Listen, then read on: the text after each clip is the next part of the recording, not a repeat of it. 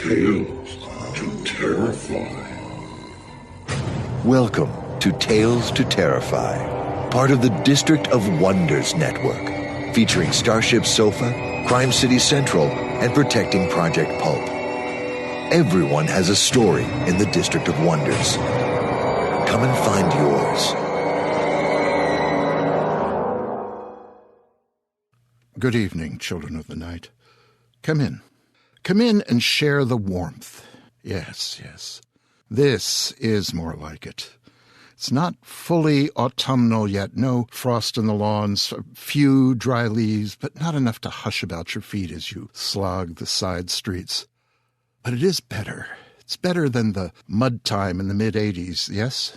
That was just last week.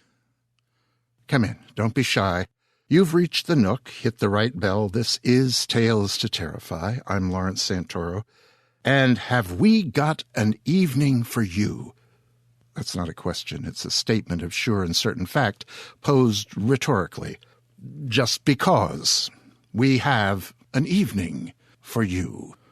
A large and generous time will be had. We'll have poetry, story, a backyard bonfire with ghosts, and yes, 2 weeks in a row, we'll have song.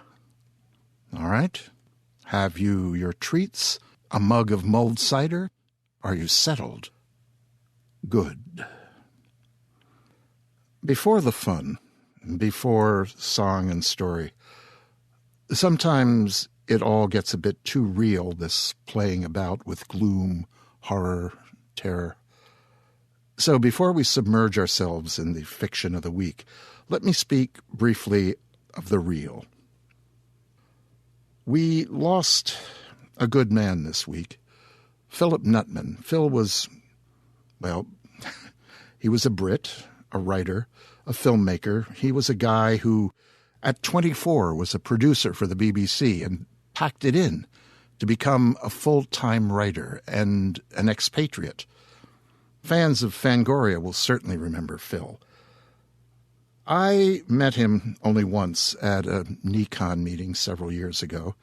He was in top form, open, effusive, dare I say at times goofy, atop an always strangely serious face. Well, Phil left us this week, and I wish him well. There is another item I want to bring to your attention this week, and will probably remind you of in weeks to come.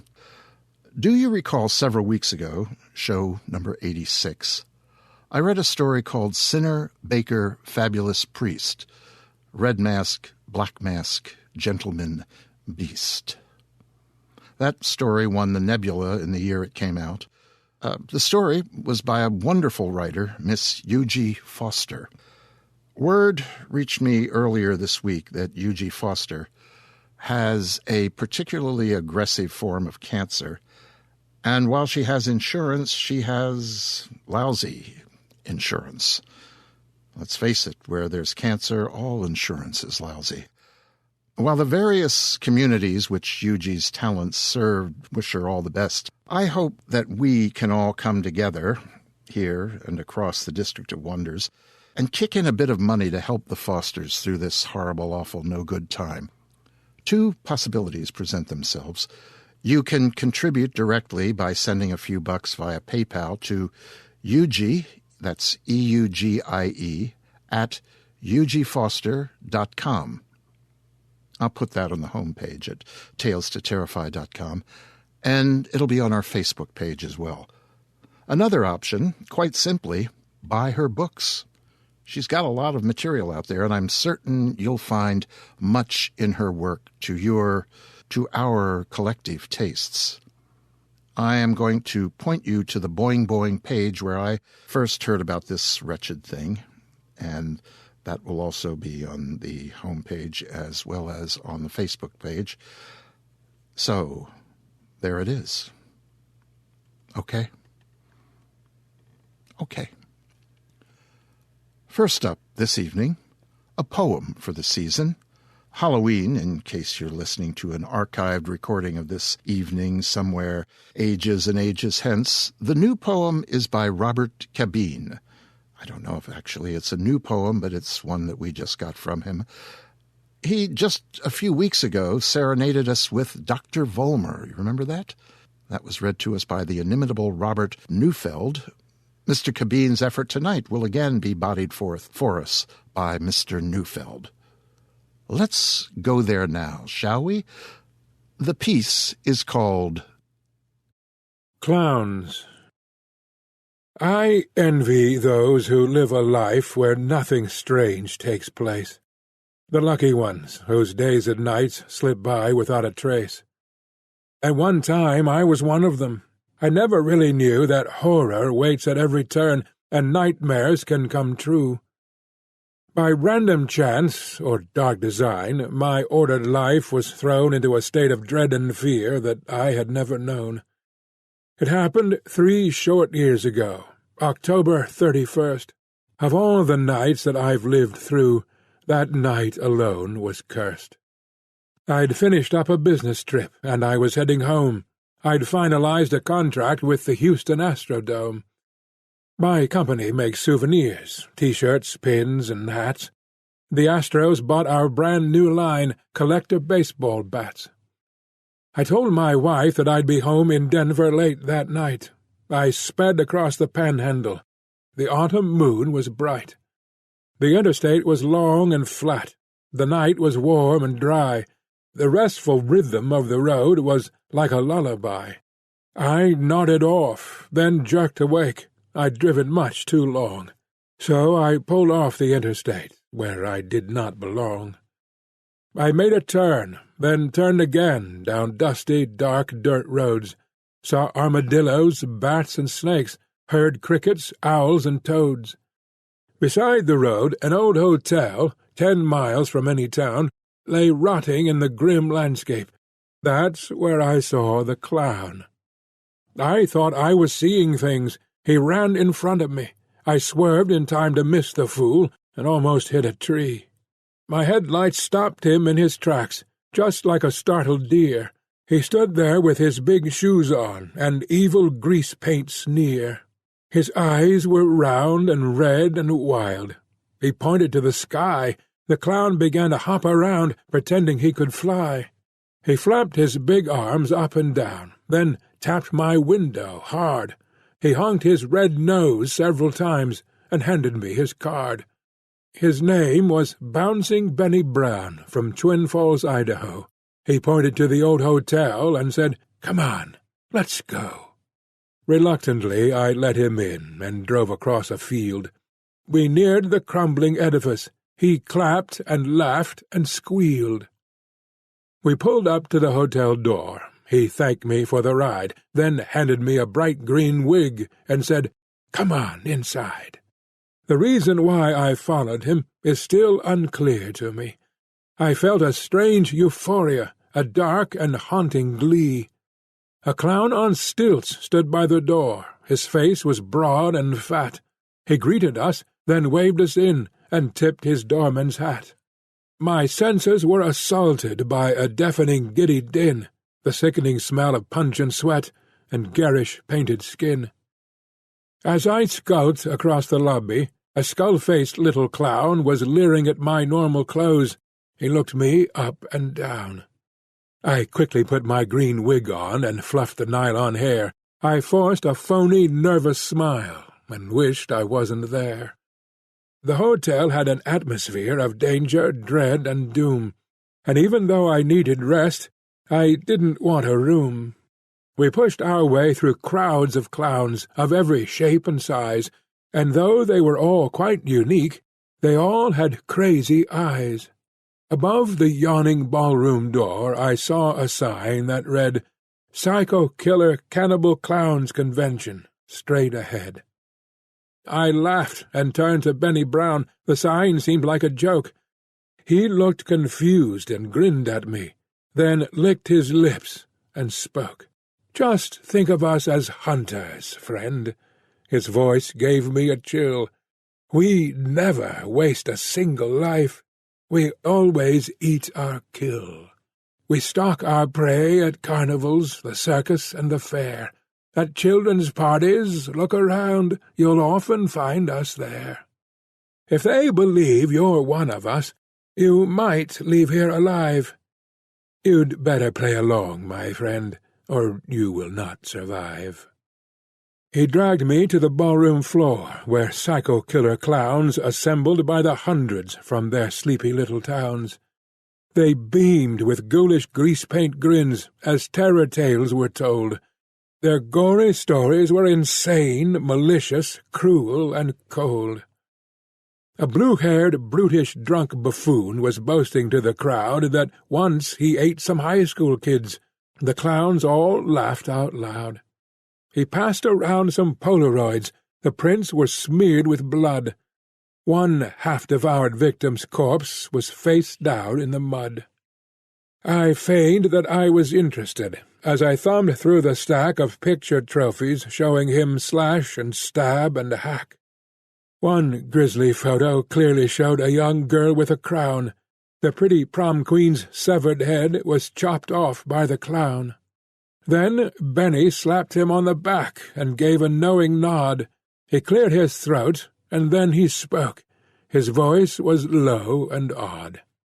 "Dear clowns and colleagues, can I have your full attention, please? These pictures are magnificent, but take a look at these." He winked and started taking off his circus-colored vest, then opened up his baggy blouse and bared his hairy chest. A strange thing hung around his neck. It dangled in a loop. The other clowns all oohed and awed as Benny charmed the group. A closer look at what he wore confirmed my deepest fears. What looked like dried-up apricots were really shriveled ears. He'd made a necklace out of them, with bones and beads and teeth. He twirled around so all could see the decomposing wreath. He bowed and fingered them with pride, then turned to me and said, "I cut my victim's right ear off before I make them dead. It comforts me to keep them close. Each one's a patient friend. I talk to them when I'm alone. They listen without end." The savage clowns were all impressed. I thought that I might scream. Their rowdy cheers and jealous sneers made bouncing Benny beam. A punchy Punchinello yelled, "Attention, one and all! Our gourmet dinner's being served inside the banquet hall." Then Bouncing Benny grabbed my arm and pulled me off my feet. "Come on, get moving," Benny said. "I'm hungry. Let's go eat." I'm sure the hall was elegant a century ago, but now it reeked of foul debris that rotted down below. Their decorations were grotesque. Intestines draped the hall. A rude collage of body parts was hung on every wall. A string of severed human hands swung from a chandelier. They cast a ghastly shadow show of light and dark and fear. The tablecloths were tattooed skin, arranged in odd designs. The knives and the forks were carved from bones. The candlesticks were spines. An army of tuxedoed clowns brought hors d'oeuvres on a tray. The severed tongues in a blood-clot sauce made quite a foul display. A heavy hunchbacked harlequin, with teeth filed razor-sharp, played eerie dinner music on a human rib-cage harp. The clowns were waiting in a line for bloody smorgasbord. The hotel's staff had been butchered to feed their hungry horde. The steaming bins of half-cooked meat were disappearing quick. The way they gnawed the thick red flesh was making me feel sick. They gorged themselves and passed foul gas, spit gristle, bone, and hair. They belched and drooled, then ate some more. The gore was everywhere. A bowl of steaming hearts arrived. The ghastly clowns dug in, but when they munched on baby toes, my head began to spin. I fainted like a debutante and slid down to the floor. When I woke up, I looked around and saw an open door. I hid beneath the tabletop, while Bouncing Benny ate and gossiped with his fiendish friends. I knew I couldn't wait. I inched toward the door outside through table legs and feet. They didn't see me slip away. Their eyes were on their meat. But as I crawled, I kicked a skull. A candle burned inside. The fire danced across the floor. The planks were old and dried. The fire crept up tablecloths and leaped from chair to chair. The bloated clowns burst into flames and wailed in wild despair. I bounded through the open door as flames engulfed the hall. The sizzling clowns were trapped inside. The fire cooked them all. I stumbled through the open field. The hotel belched out smoke. The stench from those cremated clowns caused me to gag and choke. Some waddled from the old hotel, their costumes in a blaze. They broiled and screamed out in the dark. I stood there in a daze. Then from the fierce inferno ran a clown consumed in flame. He made his way to where I stood, and called me by my name. He lunged at me as I backed up, then tumbled to the ground and curled up in a smoking heap. He shrieked and writhed around. I knew that it was Benny Brown. I can't imagine how. There wasn't much of Benny left. I still can see him now. The fire seared and charred his flesh. His burned and blackened bones protruded through his blistered meat. His eyes were sightless stones. With all the strength that he had left, he raised a glowing hand. He coughed, then he began to speak. I tried to understand. He sighed, "The hunger." Then he paused. Black smoke was in his breath. "The hunger made me do bad things." The clown was close to death. "Don't give in to the hunger, friend." His lips cracked off like coal. "The hunger gets inside of you and eats away your soul." He said, "Thanks for the fire, friend," and simmered like a roast. His embers swirled around my feet as he gave up the ghost. I waited there a long, long time, until the clowns were dead. Each twisted brain lay smouldering inside a haunted head. The darkness of the desert night snuffed out the dying flames. The fire had destroyed the clowns, and only left their names. Joe Jiggs the clown, and Benny Brown, and Topsy from St. Paul, Rags Malone and Jolly Joan were all I can recall. I made my way through smoking piles of soot and bones and shoes. I couldn't help but think about those stories on the news, the ones where people disappear and never can be found. How many were the victims of those ashes on the ground? I suddenly felt numb and ill. The air was dry and cold. The morning sun lit up the sky with blue and pink and gold. My face and hands were covered with a smoky, oily grime, the evil, reeking residue of homicidal slime.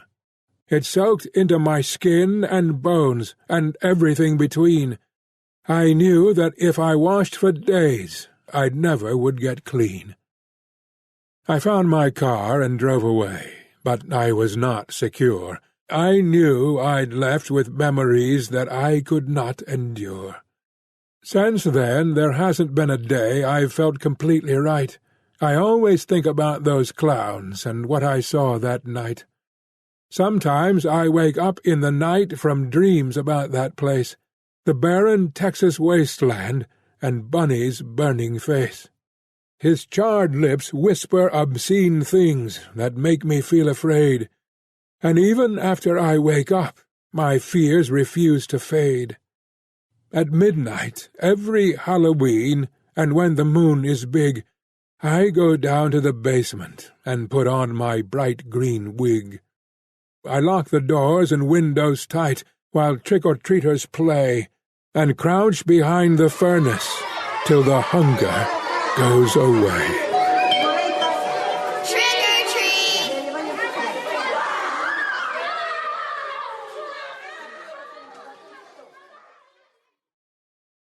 Like The Great Apes, Chimps et al., I think clowns disturb us because we see ourselves so closely mirrored in them. When I was a tot, I was taken to the circus, and while I was perfectly willing to find clown life at audience distance an amusing avatar of the real world, it got a bit too creepy when a passing Bigfoot snatched me from Mommy's side and carried me aloft into the ring and spun me around within the heart of the mayhem beast, Clown Alley. Yes, I screamed.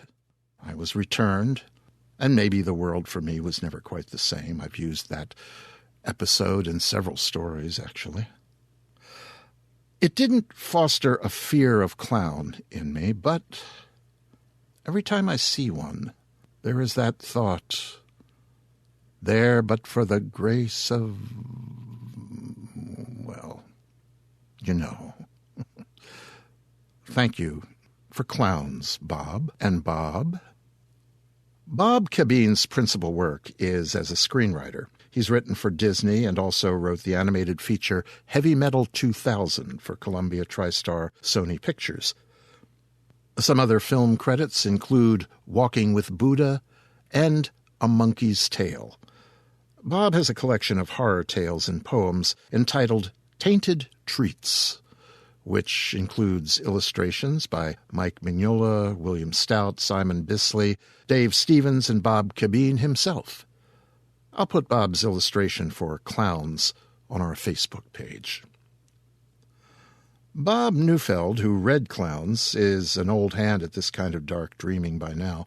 Most recently, he entertained us with Mr. Cabeen's Dr. Vollmer, and a few weeks before that, he read all 5+ hours of H.P. Lovecraft's At the Mountains of Madness to us here in the Nook.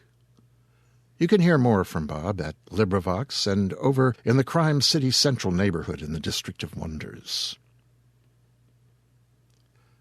Jumping forward with the evening, we have another tour of the haunted world with Sylvia Shults coming up. This month, well, we examine the goings-on around the Quad Cities as we share an evening in Spewy's backyard. What's that? You'll have to listen. Sylvia, ready to go lights out?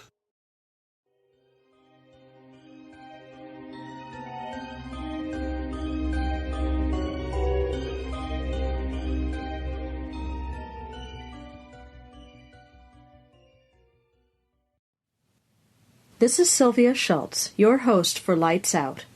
So glad you could join me. I've got a great show for you guys this time, so let's go lights out. A while ago, I went to the Quad Cities for a book signing at the Barnes & Noble in Davenport. Afterwards, my husband and I met some friends for a lovely dinner, followed by more friends joining us for a bonfire in the backyard. As we were sitting around the bonfire, Spewy, Alex, and Val shared some stories with me. All right, I'm in the backyard of Spewy's house, and Spewy and Alex are here, and they're going to tell me stories of, what'd you say it was, the Phantom Hearse? Well, no, first we're going to talk about, first I'm going to tell you about 1044 Pershing, and then we're going to tell you about 712 43rd Street. The Pershing place was in Davenport, the 712 43rd Street was in Rock Island. That was it. Chris and I shared the apartment in Rock Island, and I lived at one of the apartments on, oh, there's more smoke. What you're doing that? Oh, man. Not a ghost, it's smoke. Ow. And it burns the eyes. Okay. Lord, So, that is some nasty 1044 stuff. Pershing was an old mansion, and it was owned by an architect that owned his own firm. And it was a really neat old building. It was this giant gray stucco building, and they had chopped it up into apartments. And the neat thing about the place was he had designed the house as a showcase. So every doorknob on either side was a different doorknob. In the whole house. Like, there was not one doorknob that matched. There were different cabinets. There were different windows. Each window was a different kind of window.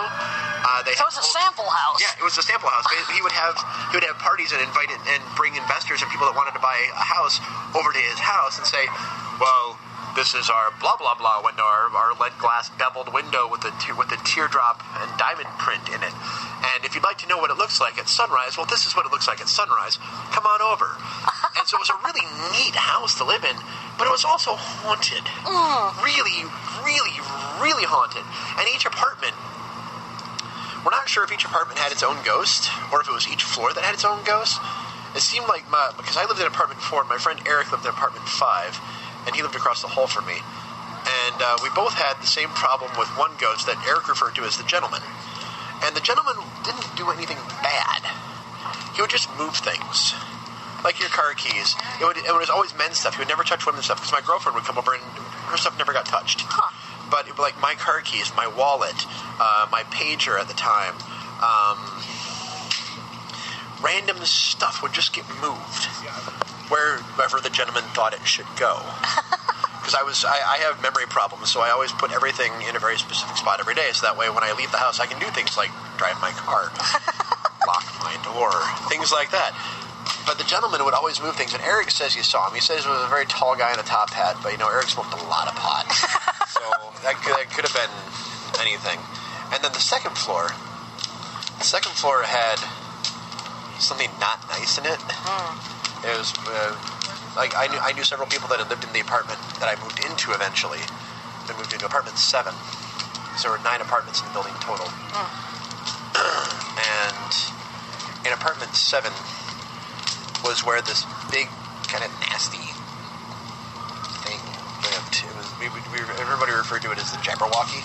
For lack of a better term. Like sometimes people would see like big glowing eyes. They would knock things off the wall. Oh, jeez. Like if you had, I had a curio shelf on one wall, and it would knock things off the wall.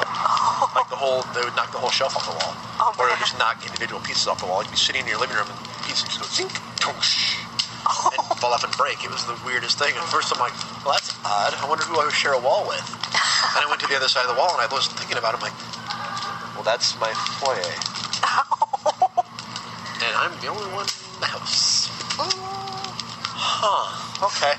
But yeah, this thing was creepy, and it would, like, the room was always darker than it needed to be. And, like, even when you turn lights on, it wouldn't light up, right? And the only time it was ever fine was during the daylight hours. As soon as the sun went down, that place was just, that room, that apartment in general was just horrifying. I did not like being in there.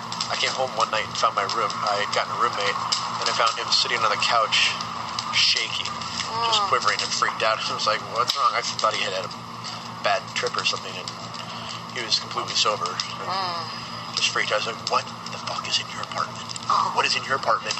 Oh my God, what is in your apartment? I can't live here. And he moved out.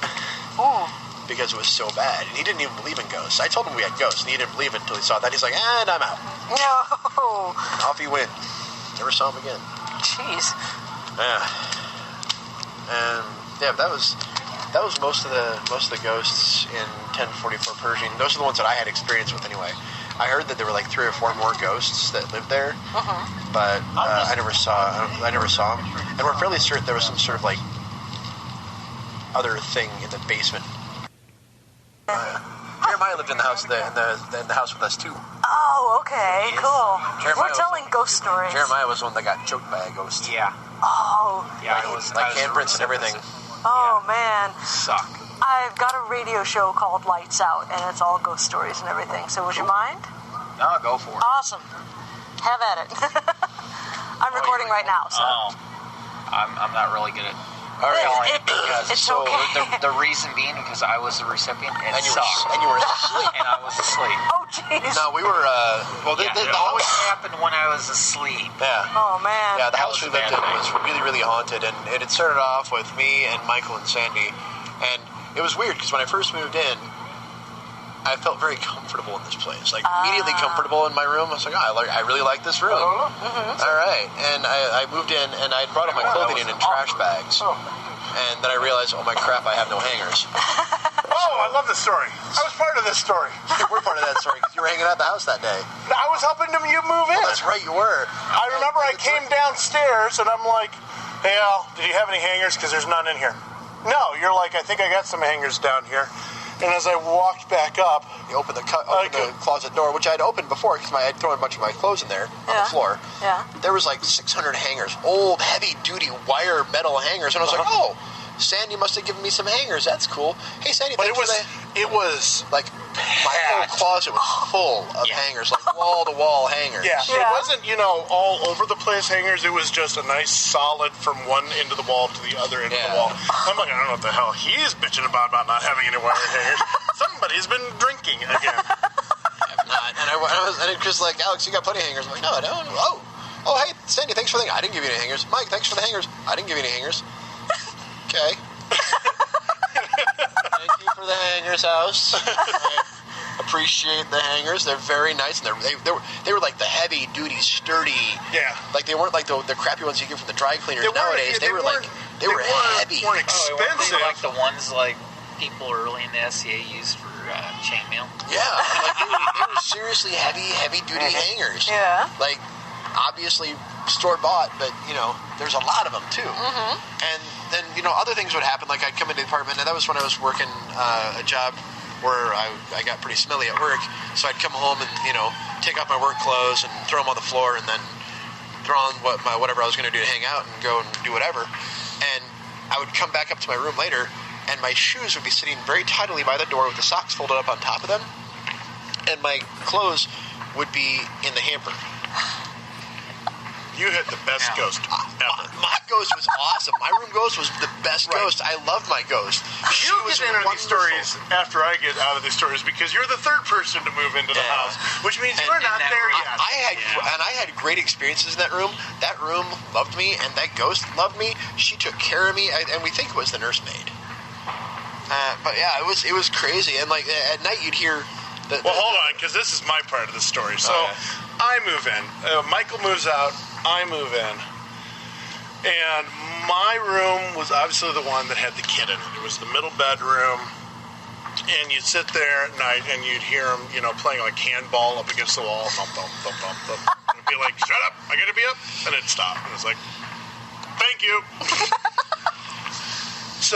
And then my favorite was you'd hear him running across the ceiling. With the dog. He'd be up in the attic. Yeah. Skitter. Dog chasing the kid. Skitter. Thump, thump, thump, thump, thump, thump. Kid chasing the dog. Yeah. And this would go on all night. Yeah. And you'd just be like, okay, guys, seriously, I gotta work at 6 o'clock in the morning. Sorry. Okay. And you go to sleep. And it wouldn't happen. And sometimes the Did you hear a voice saying sorry? No. Oh, okay. But we heard the thump, thump, thump, thump. And I was like, the first time I heard it, I was like, oh, fuck, we got raccoons. Raccoons don't generally have that heavy of a footstep. But, yeah. I don't want to see the raccoon that has that heavy footstep. That's a big raccoon. So we should back down. It kind of is calmed down. Like, ouch. And, so there was that one. And then the kid would also, like, stand at the top of the stairs, and you could see the kid. Like, pretty much, He was pretty much visible. Like you couldn't see him if you looked directly at him, but like if you were just coming up the stairs and he was there. Even after I moved in, you could the kid was fine, and I'd be laying in bed because he'd stand at the top of the stairs, wrapped up in a blanket with it over his head, staring down at you. You just see him look like he was wearing a little cloak or something. Yeah. He would also, him and the dog would like climb into bed with me. It's how when you're laying in bed and somebody sits down in the bed, you kind of roll down to it. Yeah. So you'd roll down, and then you go back. All of a sudden, I felt like a heavy petting, I'm like, okay, Sam, all right, you're a good puppy. Sam is my parents' dog's name at the time, which didn't live with me. I should probably make that said. At that point, I also, realized that my parents' dog wasn't living with me. And I'm like, oh, that's kind of weird. Oh, he seems to be sleeping, so I don't know, whatever. I know we don't generally have the same attitude towards ghosts as probably many of your other people, but it's just kind of like... I think it's wonderful. I don't really mind them that much. They're all right. See, the thing is, we don't mind them... We're about to get into your story. We don't mind them if they can play well with others. Yeah. However, we also had something in this house that was very... very nasty. Very rude. And when I moved in to the house, I'm standing basically in the hallway, right outside my bedroom door. I'm looking... He's talking to me.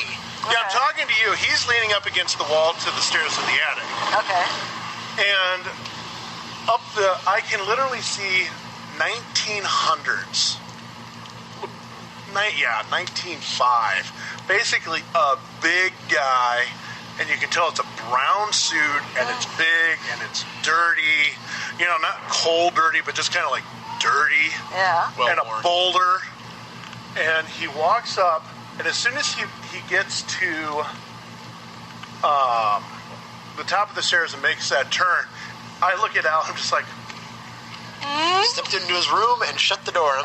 Actually, I didn't shut the door because it was one of those things where it was just like, as soon as he entered the room, I don't know, he couldn't get into that room for whatever reason. It was a safe zone, and you could just go back, and it was kind of like as soon as, I'm like, he can't make it across. And I'm like, you could almost feel him pass, and then he liked to sit in the corner next to the bathroom. And we used to have parties. We used to have wonderful parties. And the thing is, the light should shine all the way down the hall, and but this one spot ended was always dark. Always dark. And people would come up. We put a lamp there, and the lamp would burn out. Yeah. Or it would just be dark.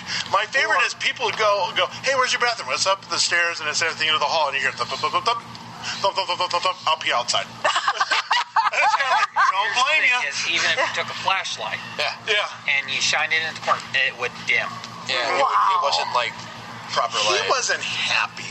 And now we get to Jeremiah's side of the story because he had lots of run-ins with them. Yeah. I don't know what you did to piss off that ghost. Dude, I didn't do anything. All I did was move, and I think Greg did something. Yeah. Well, I wouldn't he was doubt the that person Greg who did was something. living in that room before I moved in. Okay. First it was me, then it was Greg. And then it was you. Yeah. I was always in the middle bedroom. I was fine with that.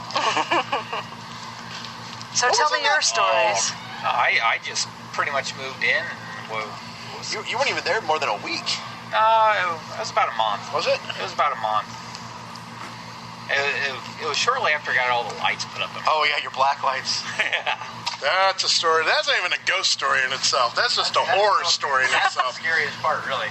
So, you know how... Is this the story of the black lights you told me a couple years ago? Can we tell that part of the story into this? Oh, sure. I had a remote that I could turn the lights on in my room. So, I'm sure you guys, know that certain body fluids show up on, black light type things. Yeah. and we found it speckled on the ceiling.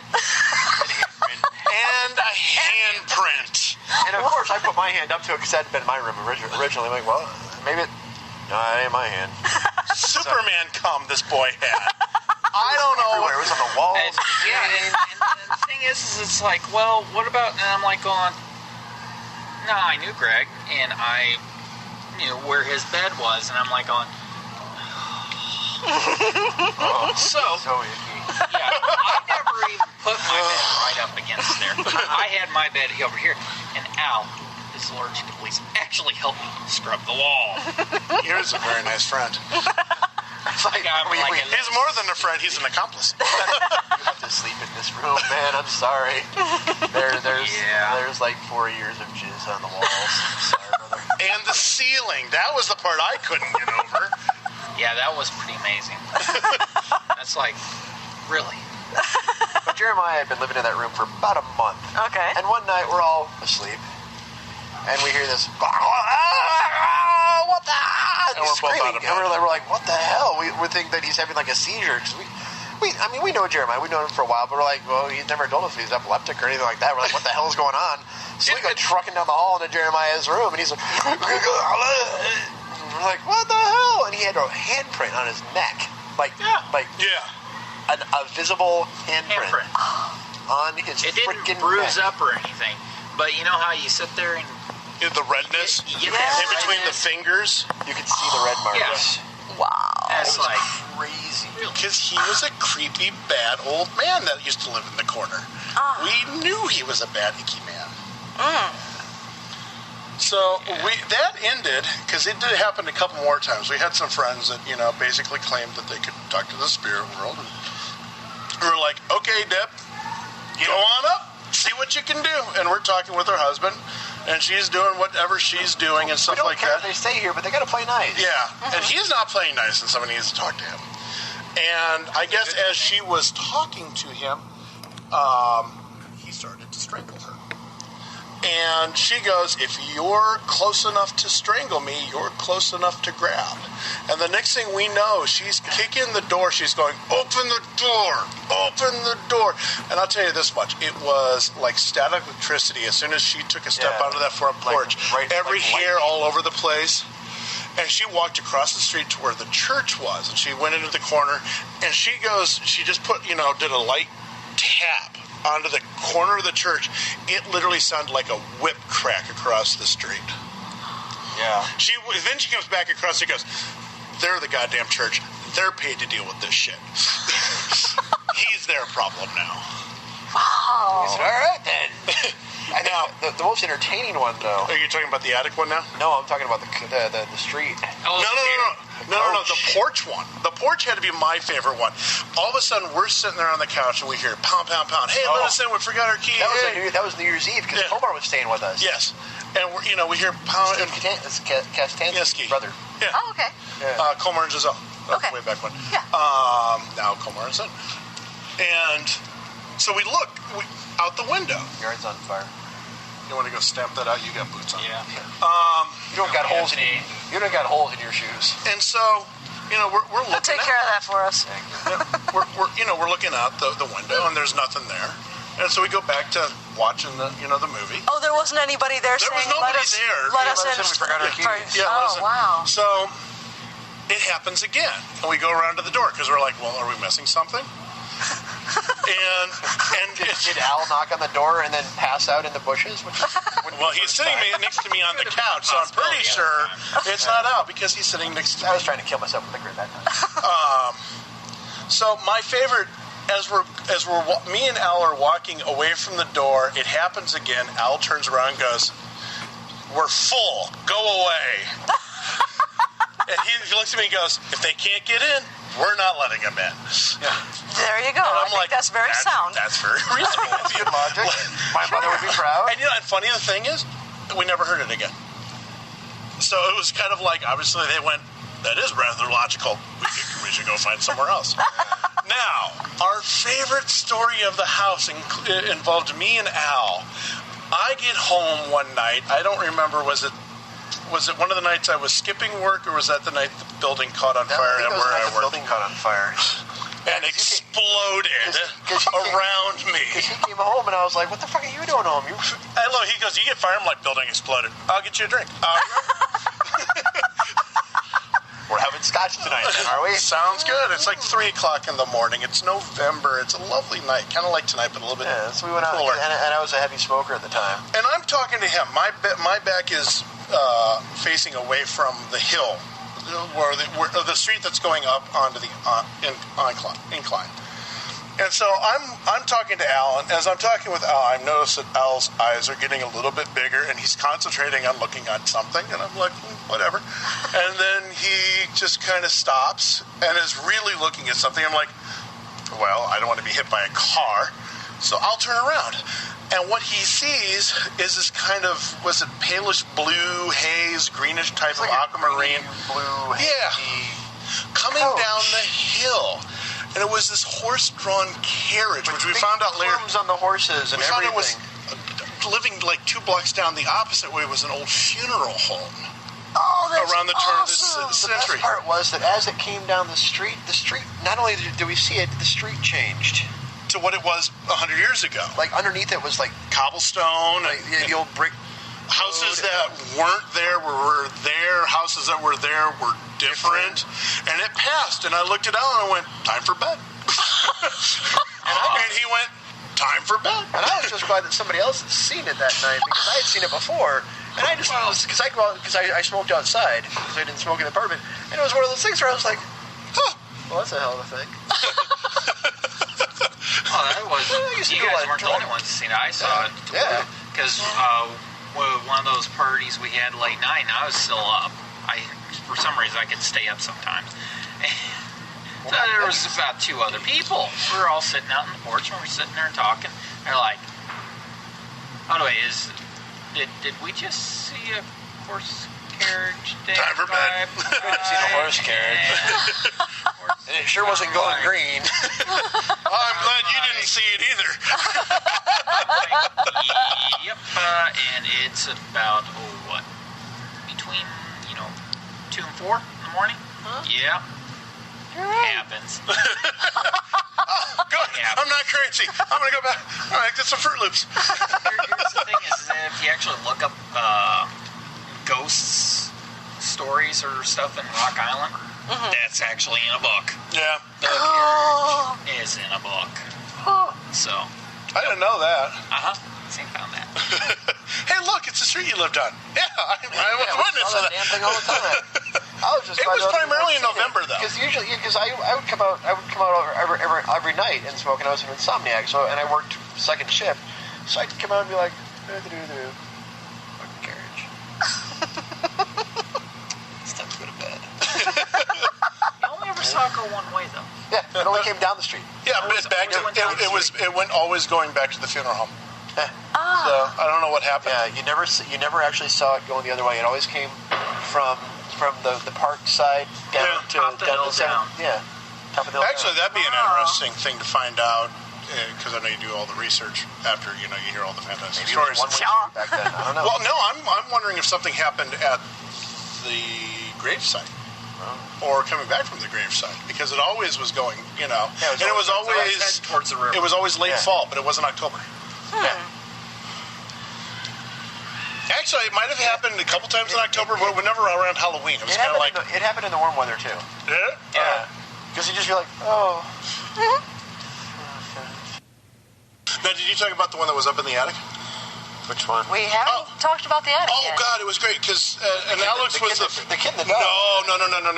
It happened with you first, and it happened with me a couple times. You'd have your hands full of things. You'd go to the attic door. You'd turn the doorknob, and it only happened when you had your hands full, and the fucking doorknob would come off. Yeah, the doorknob would come off in your hands. And then you'd hear this high-pitched laughter behind you, like, very funny.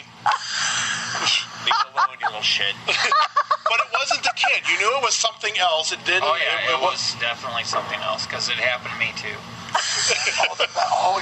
forgot about what the house did to Greg. The house hated Greg. Now, but don't get you. We should preference this also by all of his roommates hated Greg. The doors would move to hurt him. He would be coming down the stairs because we had there was a stairway, and there were two doorways that you could come off the stairs to the upstairs. There was into the kitchen and into the living room, and there was a door on both sides, and the door to the kitchen folded into the stairway. Okay. And Greg would come downstairs, and this door never moved. We had it wedged against the wall. Yep. It was tucked in. It never moved on me. No, and it never moved because it was tucked in with carpet. You actually had to really give it a tug to move it. Sure. But the house hated Greg. The house and hated it made Greg. it tougher. The door would move just so it would slam him in the shin, the head, the shoulder, the knee, the toe. Always, he actually broke his toe in that house on that door. More than he broke his big toe on it, and he got injuries. Things would happen to him all the time. Things would fall on the stairs. Things that weren't ours. Random things. I mean, it was obviously it was something that could have been ours. But it was like, that's not mine. I don't know where that sock came from. I remember coming over one time, and there was an actual knife on the stairs, because Greg went to go upstairs, and then he stopped. And he turned around to go get something else, and I went to go up the stairs, and I'm like, where the hell's Leah and a freaking knife on the stairs? Yeah, it was a steak knife. Yeah. Yeah. Not one of our steak knives. Yeah, I mean, he's fine and all that, but he was just bad. He's kind of a tool. But yeah, the house would abuse him. Yeah. Literally, abuse him. It was funny. The hot water would turn off in the middle of his shower. Hold on a minute. Or the cold water would turn off in the middle of his shower. This isn't a ghost story, but it could have been. Okay. And I about killed Greg that night. That's just because Greg. So, it's late at night. It's one of those, it's like, I get home, I'm tired. All that stuff. Now, I should preface all of this with the fact of, I'll do it. I should preference this with the bathroom door had a window that was, had the stuff on it, so it was milked out and stuff like that, so you couldn't see through it. Yeah. So. Opaque. Okay, yeah. So I'm sitting on the toilet doing my business, and all of a sudden I hear a door kind of open. I'm like, oh, goddamn ghost. And as I'm doing that, what I had not known was Greg, in half sleep, got up to go to the bathroom, and he decided that was the perfect time to basically fall with his head up against the opaque glass, so only the outline, and I sounded like a woman screaming. I think that's the only time I ever screamed. It was very, very high pitched. It was like, I actually thought it was Greg, so I left it alone. If I known it was you, I probably would have come and checked to make sure everything was okay. It was very high pitched. And then he goes, "It's me, stop screaming." I'm like, did the bats still sit there and fly around that hallway up there? No, we didn't have any more bats after you moved out. Okay. Yeah, they didn't have a problem with bats until I moved in. For some reason. And we don't know where they would just show up on the wall. Oh, wait, no, because we all moved out at the same time. No, I moved out before you guys. Right, that's right. Because after you moved out, Dimitri moved in. Yep. Yeah. We had bats that would just show up on the wall, just chilling out. Down by my room. Yeah, down by his room. Yeah. When I moved in, and then when I left, they all went away. That's crazy. Yeah, the house was great. It was awesome. Yeah. I was going to say, that's the whole thing about. Other than the one ghost, it was great. I think that's it. It's pretty much, haunted houses. You always, get a certain viewpoint. But if you've got a different viewpoint on it, and you kind of just gonna, it's like, well, if you're not really bothering us more than what you're bothering us, we can all pretty much just live here in harmony, Sure. Yeah. Live and let live. I don't know if that's really quite the right statement to stay here, but although the nursemaid would refuse to clean if you referred to her as maid. Right. It was a nanny. Yeah, she was a nanny. If you referred to her as the maid, your room would not get clean. And actually, never bothered cleaning my room. She cleaned my room. Yeah, well, that's because you were really tidy. She followed him down to the other end. I'd love to hear to Mike and find out what was in his room originally.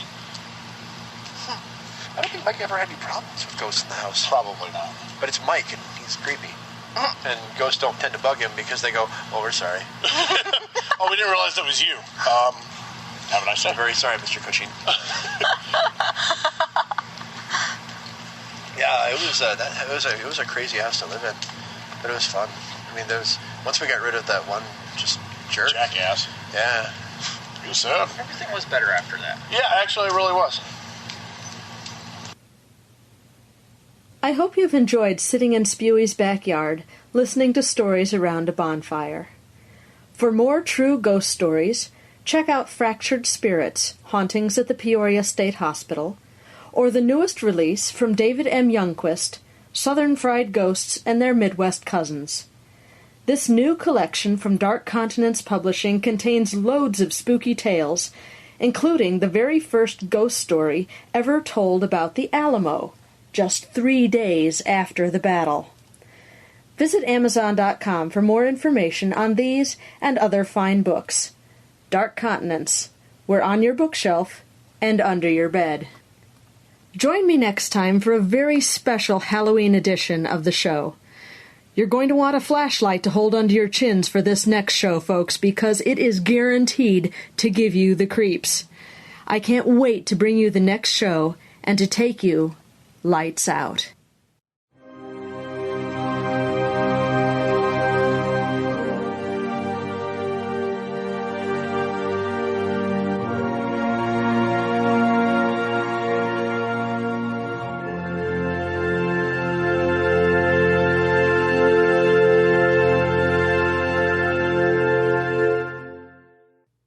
Thank you, Sylvia. That's a very enthusiastic team of reporters you've got this month. Must have been a great bonfire. For those of you who wonder, the Quad Cities is a group of towns that straddle the Mississippi River. It's in beautiful bluff country. The author, Max Allan Collins, lives there. The four cities are Moline, Rock Island, East Moline, all of them in Illinois, and Bettendorf, Iowa. So, thank you again, Sylvia. I'm looking forward to the Halloween outing with you. And now, jumping into fiction for the night, said fiction being The Pumpkin Man, a seasonal tale told by Mr. Autumn himself, John Everson. After the story, and before I turn you out into autumn night, we'll also have a friendly little song to send you on your way. Now, here is John Everson's The Pumpkin Man.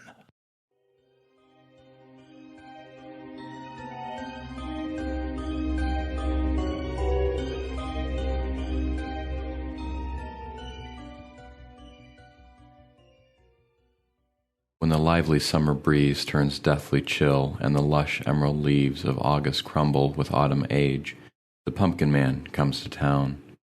It happens every year. One day, the gravel lot on the corner of Fifth and Maple is bare, littered only with broken glass and tufts of dandelions and thistle. The next, and the lot is full, covered in gourds of all shapes and sizes. Piles of warty yellow squash tumble next to row after row of well-creased pumpkins, most of them fiery orange, but some still betraying the green veins of a fruit that had been picked just before prime. When word filtered through the school that the Pumpkin Man had arrived, we got on our bikes and rode straight from school to see.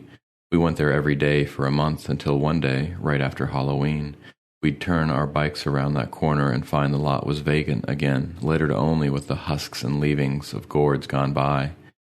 The year I turned 13, we had been anticipating his return for weeks when it finally happened.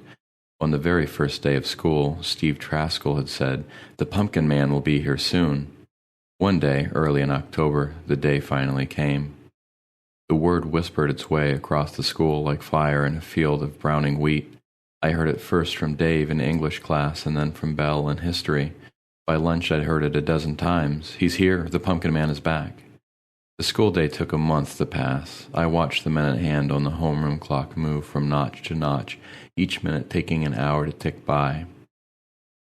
When the 3 o'clock bell rang to announce the day's dismissal, I was already half out of my seat, anticipating its clamor. Billy and Carl were right behind me, and the three of us pushed our way down the crowded hall and out to the bike rack in record time. "Going to Maple?" Steve asked, racing up behind our little gang. "Yeah," I said, not looking up from the combination of my bike lock. "Can I go with you guys?" "If you can keep up," Carl said. He yanked his Tedsby around and stomped the pedal as if he were jump-starting the engine on a motorcycle. "Let's go, girls." We were off. The thing about the Pumpkin Man wasn't that he appeared and disappeared each year with equal mystery and stealth, nor was it that he brought 1,000 globes of orange and yellow for us to take home and carve. You could get a pumpkin at the Save-All if you just wanted something to draw a face on. "Aw, man," Billy whispered as we skidded our back tires around as one and stopped to stare, a gang of 4 at this year's display. The thing about the Pumpkin Man wasn't the pumpkins he brought to town, but the faces he carved on his pumpkins. In the midst of the sea of fire-bright globes that covered the white gravel of the lot at Fifth and Maple was a long wooden stand. It stood as tall as a man and as long as a house, and lining the half-dozen shelves within its overhang were special pumpkins, carved pumpkins with the most evil grins and scowls you've ever seen scored into a gourd. At night he put candles in all of them, and the darkness at the edge of our little town was broken with a horde of devilish teeth and slanted glimmering eyes. It was as if the very door to hell had been opened, and the armies of Lucifer were poised to feast upon our innocent souls. "Damn," Carl said as we stared at the offering for this year. Even in the daylight, the jagged orange-rind teeth gave me a shiver. Somewhere, someone was whistling a strangely discordant tune. "Twisted as hell," Steve agreed. We stashed our bikes on the side of the lot and stalked forward, eager to get closer to the frightful carvings that seemed to have blown in overnight with the brittle oak leaves. If the days of a stifling sun and cool blue pools were past, then this was a fine substitute, we thought. I moved past a row of grinning, leering faces, stopping finally at a particularly evil-looking gourd. Its eyes were almond-shaped, narrow but long, and its teeth leered like daggers waiting to strike. It was a pumpkin with the soul of a rabid rat. "Help you, boys?" Steve pulled his fingers back from touching one of the scowling gourds as if he'd been bit. "Just looking," Carl said, answering for all of us. His voice shook a little, and I could understand why. The Pumpkin Man's creations weren't the only creepy thing in this newly filled lot. The Pumpkin Man himself was a frightening sight to behold. Wisps of ice-white hair curled out from his ears like mist, and his eyes, piercing blue, looked too tight together as if someone had rolled 2 blue marbles as close as they could. His lips were pale and long, and his neck was thin as a turkey's, but it was his hands that made you look twice. The Pumpkin Man strode slowly between us and the pumpkins, and as he did, he trailed one long finger across the green stubs at the top of each gourd. That finger seemed white as bone, its nail dark as snails. "See something you like? $10 for any of my babies." He grinned at us then, showing teeth brown as candied molasses. I shook my head and moved away from the display. In years past, I'd never come face to face with the Pumpkin Man when I'd perused his lot, and now, I found, he gave me the creeps more than his carvings. Steve, Carl, and Billy caught up with me a few minutes later as I wandered around a 4-foot pyramid of orange globes. "What's the matter, man?" Carl asked. "We were talking to the Pumpkin Man back there after you split. He told us some cool shit, like how he models his carvings on animal teeth, and people too. Why'd you leave?" "Just felt like it." I dodged, and soon we were talking again about how cool the carvings were, and about which of the hundreds of pumpkins we'd get our moms to come by in the next week. Carl had already picked out one on the edge of the lot based on its totally cool warts. The thing was basically flat on one side and half yellow, but it didn't have a smooth patch of skin on it anywhere. "It's a mutant," he boasted. Behind us, the Pumpkin Man stood, arms folded across his chest, smiling. A mutant, I thought. I didn't go back to the no longer vacant lot at 5th and Maple for a few days after that. I'm not sure why. Everyone at school was abuzz with the cool faces the Pumpkin Man had brought for us to see this year. And there were always new ones. Each day he chose a gourd to create another feral face to replace whatever pumpkins had been purchased from his display. And each new fearsome face was different, unique. He didn't carve from a mold, that was for sure. His imagination was apparently full of haunting, harrowing teeth and eyes. It was probably the 2nd week in October. The nights had come early, full of thick gray clouds, and the trees already seemed skeletal. Their leaves fled with fright at the onset of an early winter. I was bicycling home from Carl's after dinner. It was only 7 o'clock or so, but the sky was already devil blue, and I pulled on my jacket close as I pedaled around the bend at 4th and Maple. Ahead, I could see the glow of candles and the leer of 100 hungry faces. The twisted patch of the Pumpkin Man was waiting. I pedaled faster, past houses wreathed in cornstalks and fake spiderwebs, windows aglow in orange lights. As I reached the lot, I slowed. The row upon row of glowing fiery gourds lit the darkening fall of night, but did so in stillness. There were no shoppers perusing the Pumpkin Man's lot, nor a Pumpkin Man to be seen. I'm not sure what possessed me, but I braked my bike and laid it quietly on the rocks at the front of the lot. Then I walked in between the rows of uncarved, unborn pumpkin faces until I stood again at a display of carved pumpkins staring at the gourd I'd honed in on the week before. The rat-faced pumpkin. Its teeth still made my skin crawl as I stared into its flickering eyes. Something about it drew me, and despite the goosebumps on my skin, I stood there alone in the dark and returned its hellfire gaze. That's when it happened. I jumped 5 feet in the air. The screech had come from just behind the pumpkin trailer, and it raised every hair on my head. It sounded like something had died. In front of me, 100 flickering faces leered, but they stared quietly, unmoving. I looked behind and to the side and saw only the shadows of pumpkin piles. A haze of clouds slid past the moon, and even the shadows grew darker. My heart pounded so loud I thought the neighbors must surely hear me from down the street, but I forced myself to creep down the aisle of candle grins to the edge of the makeshift shed. There was a dim light coming from behind the display stand, and I quickly saw why. The Pumpkin Man was carving. On a makeshift table, his hands moved from side to side. A flash of silver cut the air, and then the sound came again. The pumpkin was screaming. His blade cut the skin, and with deft motions he carved a sliver from the gourd, tossing it to the ground. Again and again he plunged the blade into the pumpkin, and each time I heard the noise, though the cries grew weaker. I was rooted to the ground, watching him from behind, his shoulders pumping and swiveling, his body alive with the fury of his work. He dug a long, thin furrow in his creation's mouth and gave a soft cry himself when the knife caught. Cried the pumpkin as he brought the knife out and flicked another shard of shiny pulp over his shoulder. A piece bounced across the gravel near my feet. I don't know why, but I couldn't resist. I bent to pick it up. The pumpkin man whistled something then, some off-key tune, as I turned the slick skin of the filleted gourd between my fingers. It was gross, sticky, and I dropped it back to the ground and carefully retraced my steps around the corner of the pumpkin display stand. In the light of the flickering, evil pumpkin faces, I held up my sticky fingers and gasped. They were coated in red. Blood. I turned and ran as hard as I could from the place. I didn't even stop for my bike. Nobody could understand why I wouldn't go on the daily forays to the pumpkin man's displays. The next day, I stopped by the lot just fast enough to retrieve my abandoned bike and then went out with Steve to look for Rusty, his German shepherd. The dog had gotten out the day before, and while that wasn't unusual, this time it hadn't come back. Steve tried not to show it, but he was near tears.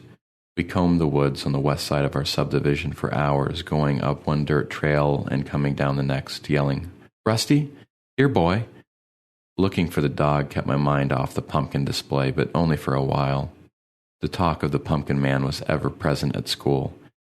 "He's got a real cool one today," Carl told me just a couple days after I'd heard the pumpkin cry. "It's creepy, like a werewolf or something. It really looks like it has a snout full of nasty teeth." "Try sticking your hand in him," I suggested, brushing past. "I'm serious, man. You should see this one. It's one of his best." A week passed, and the October rains hit hard. The trees lost all their leaves at once, and the ground was a mess of brown, soggy piles. Nobody visited the pumpkin man for a couple days as the rains kept us dodging from car to school and back again.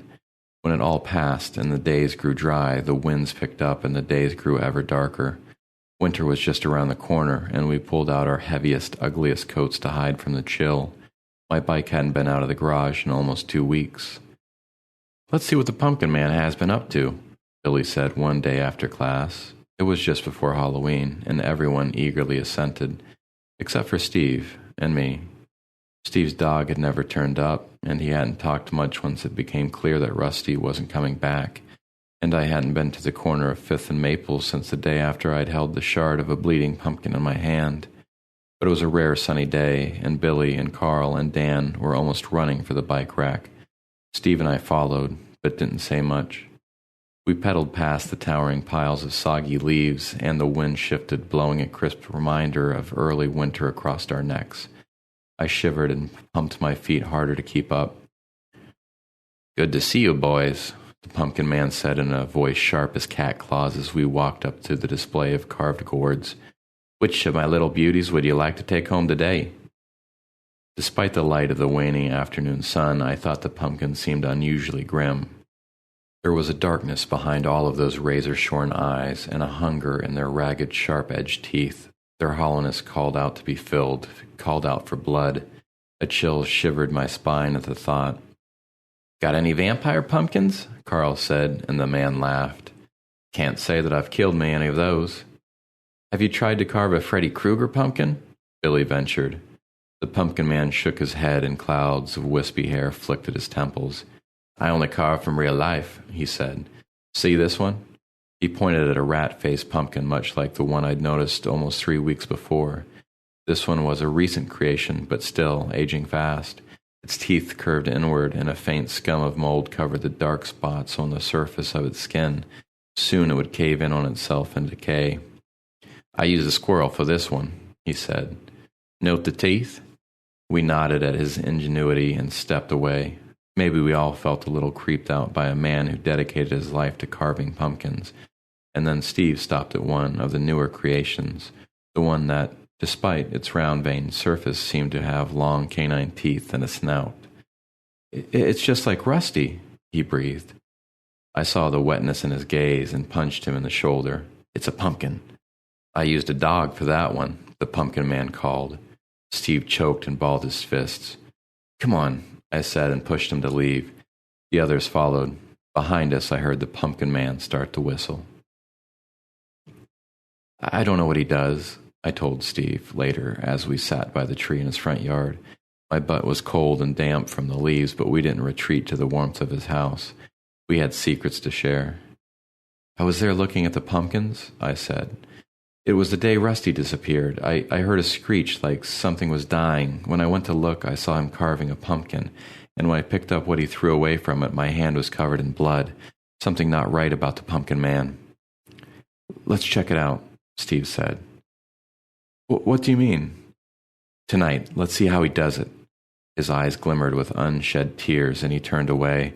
I knew he was thinking about Rusty. All I could think about was the spine-curling scream of a mutilated pumpkin.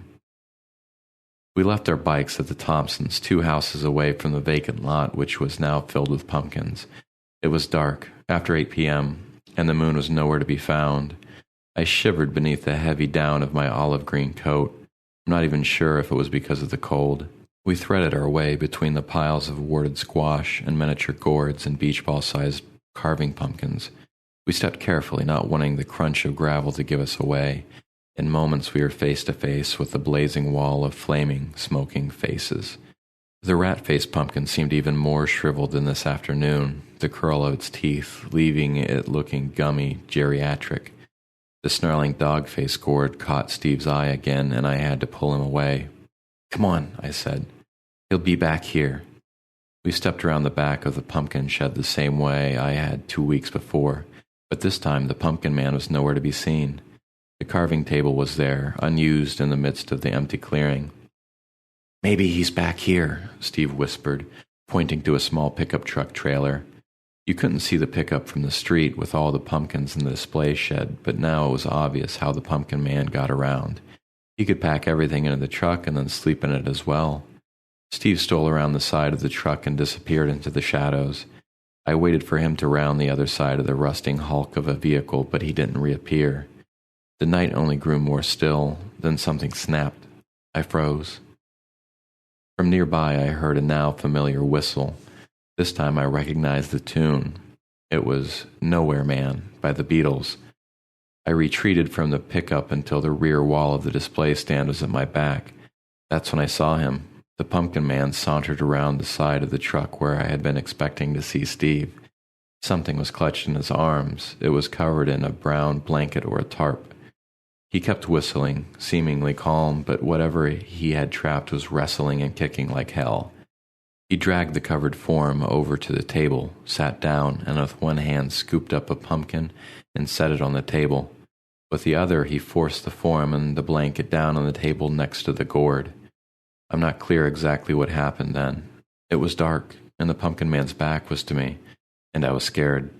But I know this. From the depths of the night I heard Steve cry my name, and then the pumpkin man's arms raised up high in the air. When it came down, a flash of silver against the sky, I heard the most piercing scream I've ever heard in my life, before or since. The blanket thrashed and kicked against the pumpkin man's body as he wedged it tight to the pumpkin on the table and dug his blade into the gourd again and again. Dark shapes flew in the air as he gouged chunks from the pumpkin and tossed them aside. On the table, a new face took shape, and I struggled to keep my teeth from chattering as I watched him draw eyes and a smile that were hauntingly familiar. The light was poor, and the pumpkin man's back hid his work, for the most part, from my spying eyes. But when the screaming faded to gasps and the pumpkin man dropped his now still blanket of inspiration, I saw a shrieking face more horrible than any of the laughing, scowling faces on the stand directly behind me. On this pumpkin, captured in abject terror, the pumpkin man had carved Steve's crying face. I never saw Steve again. The kids at school talked the next day about the amazing new pumpkin that the pumpkin man had on display, but I didn't go see. I already knew what it would look like. The police came to our house on Halloween night and asked if we had any knowledge of Steve's disappearance. They asked when I'd last seen him and wrote carefully in their notebooks when I told them that we'd been at the Pumpkin Man's just 2 nights before and that the Pumpkin Man had carved Steve's face into one of his creations. They didn't believe me. I knew that they wouldn't.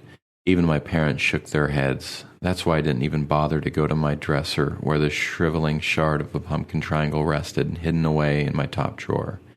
I had picked it up from the ground the night the Pumpkin Man carved Steve into a pumpkin. I think he knew I was there that night. At one point he looked over his shoulder and smiled a horrible toothy grin in my direction. He started whistling again then, as if he knew I could never do anything to stop him. And he was right. Who would believe a kid that says a pumpkin carver was killing stray dogs and children to make his grotesque creations all the more real? But I still had the last piece of Steve they'll never find, shriveled like leather in a drawer. Its sunset skin is still faintly smeared by a dull, violent red.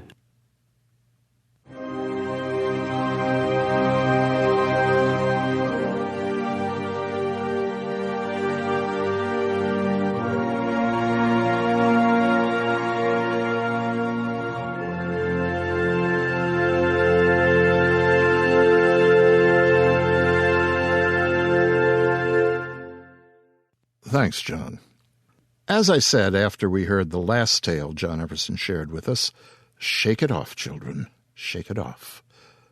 Or just let the quivers linger. John does it so well, leaves us with latent quivers that just work their way up and out, especially after we find ourselves alone and in the dark and remembering for a bit. John has been with us here in the Nook since just about the beginning. He's a multiple Stoker award-winning novelist and a short story writer. In 2004, his first novel, Covenant, won the Stoker for Best First Novel. His story, Letting Go, was nominated in 2007. John's sixth novel, Nightwear, was also nominated. While Nightwear debuted in an e-book format on June 5, 2012, a trade paperback edition hit stores 1 year ago, and a limited edition signed hardcover appeared this August. You can touch base with John Everson at his Dark Arts website at, simply enough, http://www.johneverson.com/ or just click on the link on our homepage. You can search for John on Amazon. You'll find quite a lot of his work there as Kindle ebooks. Many of them sell for a penny less than $3. So, if he is to your taste, go. By the way, as a publisher, John recently acquired publication rights to quite a few of Martin Munt's works in the collections The Dark Underbelly of Hymns and The Crawling Abattoir. You can look that up on Amazon too under Martin. The Pumpkin Man was read for us tonight by Stephen Kilpatrick. Stephen has been a busy lad here at Tales to Terrify. We welcomed him back in show 69 when he read O.D. Hegray's It's Just Tearing Me All Apart. Since then, he's narrated the 2-part version of Algernon Blackwood's The Willows in shows 77 and 78, and in show 72, he read Joe McKinney's Stoker-nominated Bury My Heart at Marvin Gardens. Stephen has a culinary arts degree. He is a customer service professional and lives in Northern Virginia. He's an avid fan of fiction, he says, the outdoors, and of board games. He also works in information technology and recently began volunteering in prisons. When not doing all of that, he enjoys hiking Virginia's Old Rag Mountain. You can touch base with Stephen at http://www.stevenski, that's STEVENSKI.com. Very well, children of the night. Finish your treats. Stack your bowls. Drain your mugs. Consider finding your probably tangled autumn gear over on the bed. But before you go, have a listen to a bit of boogie rock by one Kent McDaniel. 1, 2. Cruising along in my hybrid ride, NPR on the air inside. Cherry Groves had an author on who had just written The Zombie Dawn. Got loose, you hacks have to make a buck. Zombies stink and vampires suck. Zombies stink and vampires suck. I don't care how you jive and shove. I bet you secretly had enough. Zombies, vampires, and all that stuff. It makes no sense, I don't care what's been said. The zombies eat brains when they're all dead. And what's so great about slurping up blood? Your average man says stone cold death. Sleeping in coffins don't look like fun, or always hiding out from the sun. All this sullen, salty and dead, about to drive me out of my head.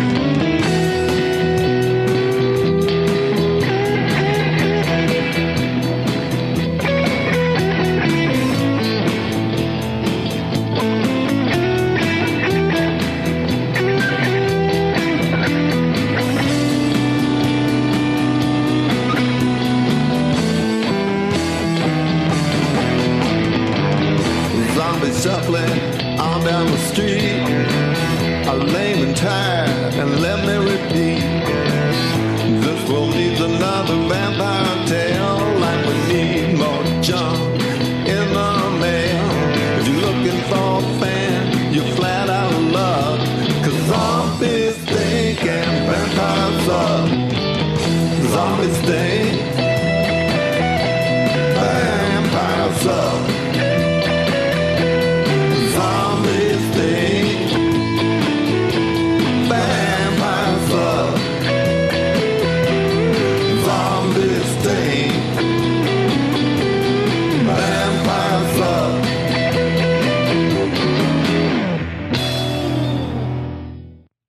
Well, I almost endorse the sentiment, but there are some zombie tales and even some vampire pieces that tweak my fancy. When the vamps don't sparkle and the Zeeks do more than just moan and shuffle about. Thanks for sharing that, though, Kent. Kent McDaniel grew up in the Ohio River Valley, but now lives in Chicago, which, except for the winters and the traffic, he says he likes. He also says he spends a lot of time playing music, writing prose, and just walking around the city. Yes, it is a good city for walking. He and his wife and friends perform at music venues in and around the area, and you can see video from their shows at the YouTube link on the Tales homepage. Kent has also had stories in Downstate Story, Chafin Journal, Palo Alto Review, Iconoclast, Allegory, M-Brain SF, Wild Violet, and Blue Lake Review. He also publishes the zine Dumbfounding Stories for Southern Fandom Press Alliance, a venerable bastion of Southern science fiction fandom. He is also a member of the Writers, a critique group in Glencoe, Illinois, and belongs to the Chicago Writers Association, for which he reviews books at their Windy City Reviews site. And that, Children of the Night, will be that. I do hope you'll stop by the Tales to Terrify homepage or our Facebook page and consider making a donation to Eugie Foster, or consider buying some of her work. It will help. Also, one more bit of information, self-serving though it may be. I had a delivery from Crystal Lake Publishing this week.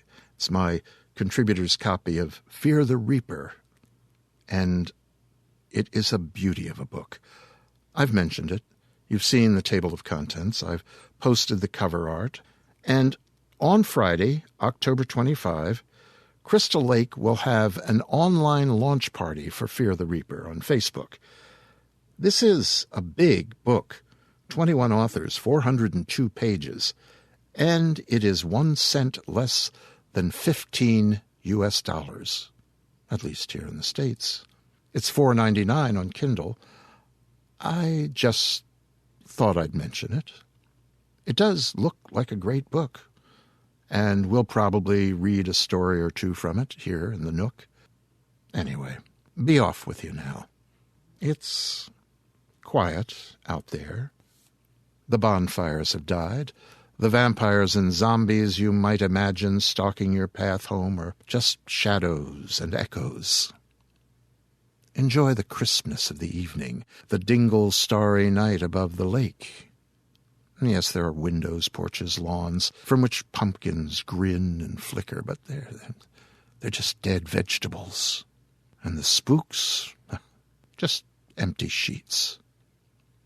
Near home, though, when hearth and bed beckon, try to avoid thinking of of huge feet, of bulbous noses incarnadined above a grinning rictus. Avoid thoughts of florid flaming hair and ivory white skin. They may be just shivers from childhood, but those shivers can enter your thoughts in that antic way of the breed and insinuate themselves into your almost always pleasant season's dreams.